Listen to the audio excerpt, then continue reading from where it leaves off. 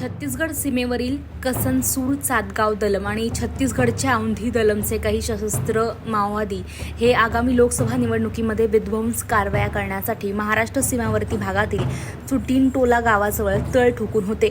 याबाबत पोलिसांना माहिती मिळताच अप्पर पोलीस अधीक्षक यतीन देशमुख यांच्या नेतृत्वाखाली विशेष अभियान पथकाच्या जवानांद्वारे सदर जंगल परिसरात माओवाद्यांविरोधात अभियान राबवण्यात आलं। अभियान पथक शनिवारी सकाळी या ठिकाणी दाखल झालं। 450 मीटर उंच टेकडीवर पथक पोहोचलं। त्यावेळी माओवादी हे नुकतेच सदर ठिकाणाहून निघाले होते।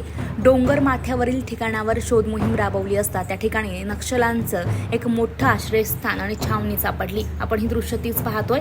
ही छावणी अभियान पथकाद्वारे नष्ट करण्यात आली आहे। सदर जंगल परिसरात पुढील शोध सुरू करण्यात आलाय। मात्र अत्यंत खडतर प्रदेश आणि पर्वतांचा फायदा घेत माओवादी घटनास्थळावरून पळून जाण्यात यशस्वी ठरलेले आहेत। यावेळी घटनास्थळावरून Cordtex wire, detonators, gelatin sticks, बॅटऱ्या, वॉकी टॉकी चार्जर, बॅकअप इत्यादींचा मोठ्या प्रमाणात माओवादी सामान आणि साहित्य जप्त करण्यात आलेलं आहे।